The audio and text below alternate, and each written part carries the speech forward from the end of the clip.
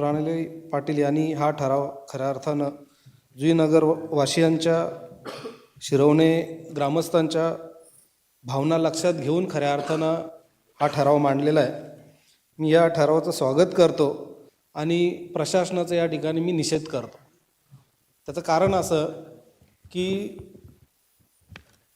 सन 2017 साली तत्कालीन नगरसेविका रुपाली निशांत भगत यांनी सदर भूखंडावर मैदानाचे आरक्षण सुचवलेले होते आणि नगररचना विभागाच्या माध्यमातून सन 2020 साली मैदानाचे आरक्षण ठेवत शासन मान्यतेसाठी पाठवण्यात आलेले होते. तदनंतर सदर आरक्षणाचे फेरबदल करण्यात आले. त्याचं कारण समजलं पाहिजे. आपल्याला माहिती आहे की ज्या वेळेला त्या ठिकाणी एखाद्या त्या RTI ॲक्टिव्हिस्टनी ज्यावेळेस कोर्टात गेल्यानंतर त्या ठिकाणी त्यांची फक्त त्या मैदानावर जे काही झोपड्या उभारण्यात आलेल्या होत्या, काही त्या ठिकाणी गोडाऊन उभे करण्यात आलेले होते, त्याच्या विरोधात खऱ्या अर्थानं तो कोर्टात गेलेला असताना त्या ठिकाणी महानगरपालिकेच्या नाकर्तेपणामुळं ते अतिक्रमण हटवलं गेलं नाही आणि म्हणून नाईलाजानं त्या ठिकाणी ते धारण तलाव तयार करण्यासाठी त्या ठिकाणी त्यांनी तिथं कोर्टात त्यांची भूमिका मांडली. पण जर समजा या ठिकाणी महानगरपालिकेचं असलेलं आरक्षण हे मैदानाचं हे शासन मान्यतेकडे पाठवत असताना सुद्धा आपल्याकडं लॉ डिपार्टमेंट कार्यरत नाही का? त्या ठिकाणी आपल्या बाजूने आपली बाजू मांडण्यासाठी कुठलाच त्या ठिकाणी वकील उभा नव्हता का? ज्या नवी मुंबई महानगरपालिकेच्या अनेक भूखंडांवरती अनेक आरक्षणं सुचवलेली असताना त्या ठिकाणी आपल्या बाजूने आपली बाजू मांडण्यासाठी त्या ठिकाणी कोणी वकील उभा करता आला नाही का? बाकीच्या ठिकाणी ज्या वेळेस आपल्या या सागर नाईक साहेबांनी ज्या वेळेस आपल्याला माहिती आहे की वॉर्ड फॉर्मेशनच्या दरम्यान ज्या वेळेला त्या ठिकाणी आपली भूमिका मांडली, त्याच्या विरोधात मात्र बरोबर त्या ठिकाणी मोठे मोठे वकील उभे करून त्यांना जवळजवळ मला वाटते एका हिअरिंगचे 10-10 लाख रुपये हे आपण देऊन त्या ठिकाणी तुमच्या पद्धतीने त्या ठिकाणी कार्य करता आलं. पण ज्या शहराच्या उपयोगासाठी असलेले आरक्षण हे आपल्याला वाचवता येत नाही, हे महानगरपालिकेचं नाकर्तेपणा आहे.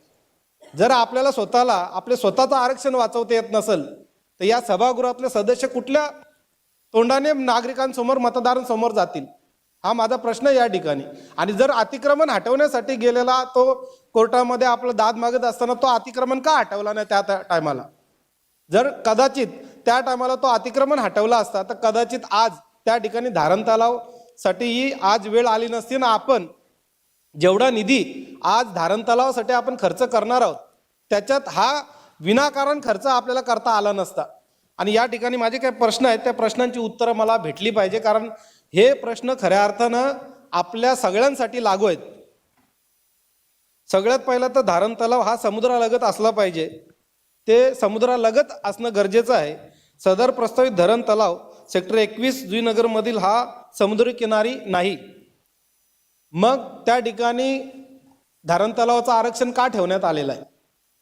नंबर 1, कारण सेक्टर 21 मधलं जे आज त्या ठिकाणी धारण तलाव आहे त्याच्या पुढे जवळजवळ नाही करताना असं किलोमीटरमध्ये मोजायला गेलो तर जवळजवळ 10 ते 15 किलोमीटर नंतर समुद्र चालू होते. त्याच्या अगोदर पाम बीच रोड आहे, बामन देव मंदिर आहे, त्याच्यानंतर मग वादवाची सोसायटी आहे, त्याच्यानंतर मग पाठीमागच्या साईडला बामन देवच्या बाजूला ऑलरेडी धारण तलाव आहे जो समुद्राला लागून आहे. पण त्याच्या पाठीमागे पाम बीच रोड, त्याच्यानंतर वादवा सोसायटी, त्याच्यानंतर मग ते धारण तलाव ज्याचा संबंध डायरेक्ट समुद्राशी लागून नाहीये. धारण तलाव प्रस्तावित आहे किंवा त्या जागेवरची काढण्यात येणारे डेब्रिजवर खर्च करण्यात येणार त्या ठिकाणी नैसर्गिकरित्या त्याची किती आवश्यकता आहे याबाबत सभागृहातला ज्ञान करून द्यावे की त्यांची गरज, त्याचे धोके आणि त्या धारण तलावाचे फायदे किती आहेत. जर समजा तो समुद्राला लागून नाही, धारण तलाव शक्यतो आपल्या माहितीनुसार धारण तलाव हा समुद्राला लागून असला पाहिजे. जर तो समुद्राला लागून नाही तर त्या धारण तलावाच्या पासून किती फायदा होणार आहे, त्याचे धोके किती आहेत, त्याची गरज किती आहे, हेही सभागृहाला माहिती पडलं पाहिजे. जर धारण तलावाच्या पुढच्या रस्ता ओलांडून पाम बीच रोड लगत समुद्र किनाऱ्यावर नैसर्गिक धारण तलाव आहे, जसं आता सुरेश पाटील साहेबांनी जसं सांगितलं की ऑलरेडी बामनदेवच्या बाजूला त्या ठिकाणी धारण तलाव आहे, मग त्याची आवश्यकता नाही का? जर ह्या होल्डिंग पॉइंटवर या धारण तलावावर आपण खर्च करणार असू तर जो त्याच्या पुढचा जो धारण तलाव आहे त्याची गरज जास्त आहे का ह्या पाठीमागे असलेल्या धारण तलावाची जास्त गरज आहे? आणि मग जर समजा ह्या धारण तलावाचे फायदे तोटे आपल्याला सांगता येत नसतील तर त्या समोर पुढच्या साईडला असलेल्या धारण तलावाचे त्याचे फायदे आणि त्याचे तोटे काय असणार आहेत? जास्त गरज कुठल्या धारण तलावाची आहे हेही सभागृहाला माहिती पडलं पाहिजे. सेक्टर 21 मधील धारण तलाव आणि बामनदेव मंदिरा शेजारील पाम बीच रोड समोरील धारण तलावापैकी नक्की कुठल्या होल्डिंग पॉइंटचे कुठल्या धारण तलावाचे ध्येय नक्की कोणत्या कारणासाठी आहे याबाबत सभागृहाला माहिती द्यावी. ही जी विसंगती आपण बघतोय की पाठीमागच्या साईडला ऑलरेडी एक धारण तलाव आहे आणि त्याच्या पुढे एक धारण तलाव आहे, मग नक्की आपण कुठल्या धारण तलावासाठी आपण खर्च करणार आहोत? मग या ठिकाणी भूमिपुत्रांची त्या ठिकाणी आपल्याला माहिती असेल की 2 गाव 3 नोड त्या ग्राउंडचं उपभोग घेत आहेत, तिथं खेळतायत, सकाळी खेळतात संध्याकाळी खेळतात. अशा परिस्थितीमध्ये त्या मैदानाची गरज असताना ज्या ठिकाणी आवश्यक नसताना सिटी इंजिनियर डिपार्टमेंटकडनं त्या ठिकाणी ॲग्रीमेंट होतो.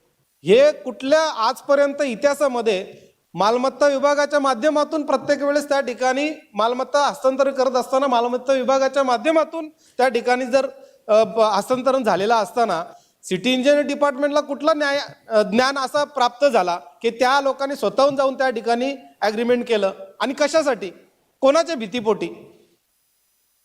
आज या ठिकाणी नागरिकांच्या भावना, तिथल्या ग्रामस्थांच्या भावना, खेळाडूंच्या भावना लक्षात घेऊन डॉक्टर प्रणाली पाटील यांनी जो त्या ठिकाणी ठराव मांडलेला आहे त्या ठिकाणी तो ग्राउंड त्या ठिकाणी आरक्षित करण्यात यावा आणि तो खेळण्यासाठी राखीव ठेवावा.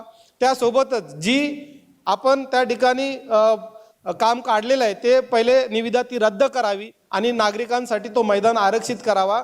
ऑलरेडी शासनाकडं मान्यतेसाठी पाठवलेलं असताना त्याच्यामध्ये बदल केलेला आहे, हे चुकीचं आहे. आम्ही हे खपवून घेणार आणि रस्त्यावर उतरायची वेळ आली तर त्या ठिकाणी मी रस्त्यावर उतरू.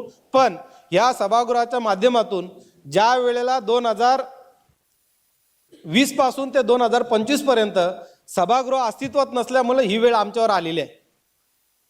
आपले सभागृहात नसल्यामुळं आपल्याला आपले भूखंड वाचवता आलेले नाहीयेत. आणि सागर नाईक साहेब नेहमीच सांगत असतात की ही आपली स्वायत्त संस्था आहे आणि स्वायत्त संस्था असल्यामुळं पत्रव्यवहार हा महापौर असतील महापौरांच्या माध्यमातून शासनाकडे गेलं पाहिजे, परंतु आयुक्तांच्या माध्यमातून या ठिकाणी जात असल्यामुळं काही गोष्टी ह्या अशा अडचणीला मग सामोरं जावं लागतं. आणि मी म्हणून पुन्हा एकदा सांगतो, डॉक्टर प्रणाली पाटील यांनी ठराव मांडलेला आहे, त्यामध्ये हे मैदान आरक्षित राहावं. त्यासोबतच ही निविदा जी डेब्रिज काढण्यासाठी जी निविदा काढण्यात आलेली आहे ती निविदा रद्द करण्यात यावी असं या ठिकाणी मी माझं मत व्यक्त करत आहे. धन्यवाद. लेटेस्ट अपडेट्स और ताजा तरीन खबरों के लिए टीवी1 इंडिया लाइव को सब्सक्राइब कीजिए और नोटिफिकेशन पाने के लिए बेल आइकॉन को दबाना मत भूलिए.